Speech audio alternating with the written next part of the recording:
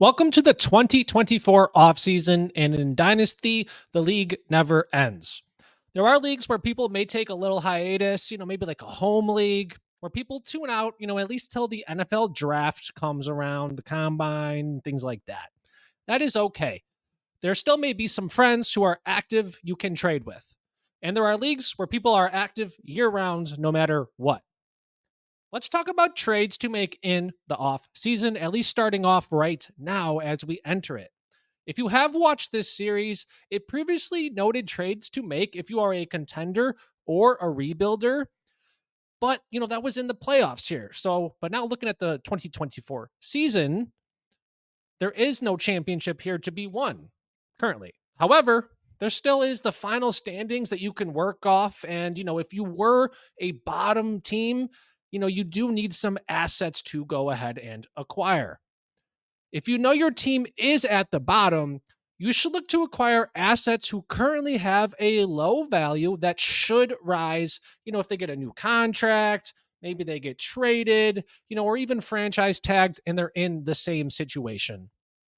Let's go ahead and kick it off with one of these types of players, and that is T. Higgins. So he is coming off a 2023 season where he did miss 5 games. But we look at his 2 previous seasons, he had back-to-back 1,000-yard seasons. We know Higgins, he is talented, but there seems to be a slight discount right now due to this recent season where he did miss 5 games and now he has that injury-prone type designation. Currently, we do not know if he will be franchise tagged or if he does re-sign with the Bengals. What we do know is that he is a talented player. There is a chance where he might hit the open market and will sign to a team ready to be their wide receiver 1. So the low value with Higgins is what I am attacking here right to start off this off season. So let's look at recent trades involving Higgins. So unfortunately, there have been none over like the last week, but we can still gauge some value on Higgins. So here are some trades kind of swapping right for that. So Higgins for Josh Jacobs. Another trade here, Cortland Sutton and a 2025 fifth round selection. And then finally a Tank Dell swap. We can see that his value is relatively lower, at least more than it should be to me. With rookie drafts here on the horizon, it would not be a bad idea to throw your second round pick and a player, heading into his second season, maybe like a Demario Douglas, who has a little bit of hype behind him. Now, there may still be believers in a Quentin Johnston, so you can try that, but I think we all know to avoid him. Start off here with a second round pick and some second year, third year hype player, and that may be able to get the job done. Now, if you are enjoying the content, please drop a like and subscribe to the channel. Let's kick it in here to another wide receiver that seems to have lost value, and that is DK Metcalf. Through 5 seasons, Metcalf has surpassed 900 yards each season, and he has back-to-back 1,000-yard seasons. He was hyped up, but then the 2023 draft comes, and Seattle drafts Jackson Smith-Njigba in the first round. And then as the season progresses, we still see Tyler Lockett continuing to be a factor.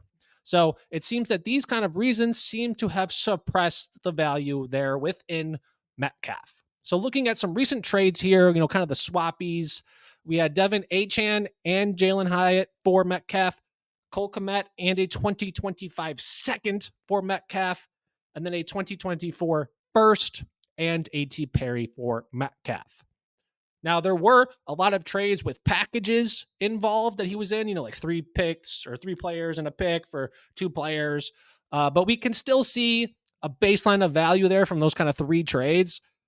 Metcalf, looking at him a little more individually, he may not be that wide receiver 1 we all wanted him to be, but he still is a valuable piece to have on your dynasty teams. He finished the 2023 season averaging 14.9 points per game in PPR scoring, which that was good for wide receiver 20 overall in points per game scoring. This is not too shabby, and you should look to buy low on Metcalf here before he becomes reasonably priced. When we look at Higgins and Metcalf, They may not be that wide receiver one for your dynasty teams, but they could definitely be a solid wide receiver two, wide receiver three piece for your dynasty teams where we're capitalizing on this low value right now. Now, if your team was in the playoffs or, scored higher points, but you just missed out because your record was not adequate enough, the above players, Higgins and Metcalf, they are great assets to also trade for too. That is a low value. However, there are also aging assets you can still go look to acquire, especially if they are on those bottom of the league teams. Mike Evans and Cooper Kupp, they are kind of come to mind here. Right now, it's that great time to buy on those right now production pieces who will help you win in the 2024 seasons. Now, looking at those two players, Evans and Kupp, they both will be 31 for the 2024 season. This is not old for wide receivers of their pedigree. The aging aspect may warrant league mates to sell lower on them as, these rookie drafts loom, and they may want to just get off these aging assets because in Dynasty, people seem to be going for those younger players. Now, those teams, they may look to acquire more draft capital, or pivot off these perceived aging assets to younger ones. Looking at recent trades for Evans, we see a 2024 first, Gerald Everett, and a 2025 second, and then a 2024 second. Looking at recent trades for Kupp, we see Demario Douglas, Christian Watson, and a 2024 fourth for Kupp. Another one here, Jaden Reed and Jamison Williams.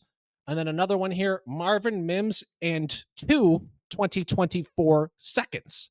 Keep in mind, these trades were during the playoff time when teams were looking to win their championship. They gave up those pieces right there. But also keep in mind, if their values were those trades, then why would their values magically rise, at least right now?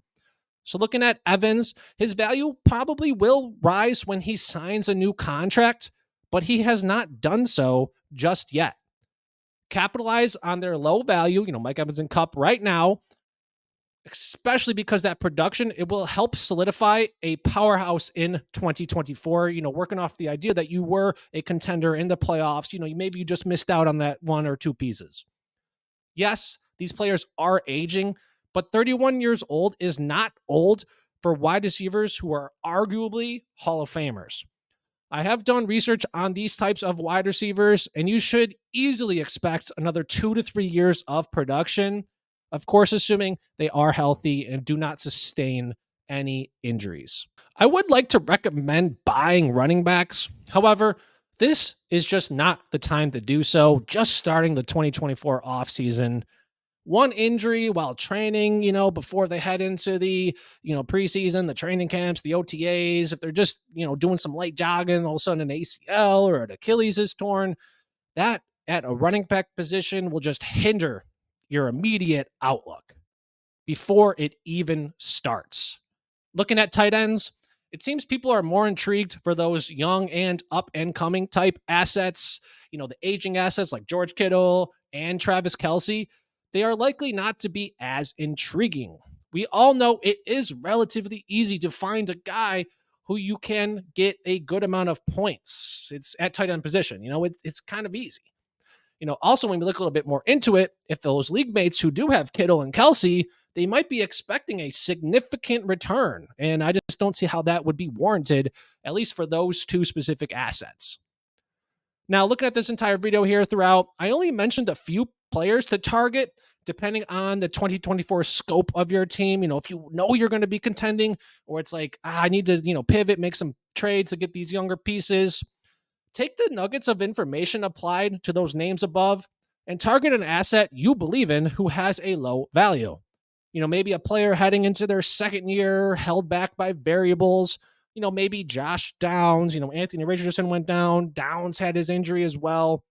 Maybe there's a player who just needs a new environment and team. Maybe a Jerry Jeudy. Or maybe a player who had high expectations but had a perceived letdown year. Maybe a Dalton Kincaid, despite the fact he's going to set potentially franchise records as a rookie. There are numerous reasons for why a player will have lower value. It will be important to note if that asset is individually good and not someone you are just holding out hope for just because you previously believed in them. Yes, that could mean Jerry Jeudy. Regardless, oftentimes the price is low enough, but I'm thinking more of Higgins and Metcalf where it is worth exploring and going after them. Thank you for watching today's trade video. If you did enjoy the content, please drop a like and subscribe to the channel. Check out all of our daily content here, and I will catch you back in the next trade video.